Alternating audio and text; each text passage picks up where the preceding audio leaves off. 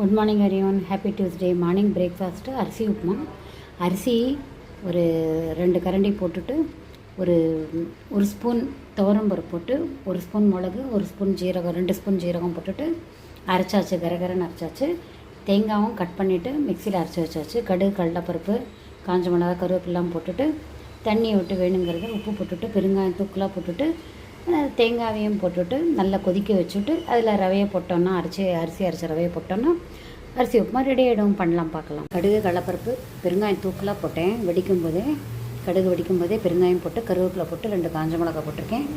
தேங்காயும் போட்டு வதக்கியாச்சு. இப்போ தண்ணி விட்டு உப்பு போட்டுட்டு அரைச்ச ரவையை போட வேண்டியதான். தண்ணியை விட்டு தேவையான தண்ணி விட்டு உப்பு போட்டு அடிச்சு தேங்காய் நல்லா பாருங்கள் சூப்பராக. தேங்காய் நிறைய போட்டாலும் அரிசி உப்புமா நிறைய நல்லா கொதிக்கட்டும்.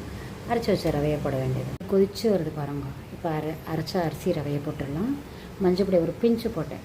அரிசி ரவையும் போட்டாச்சு. 5-10 நிமிஷத்தில் வெந்துடும். சின்னதாக தான் வைக்கணும்.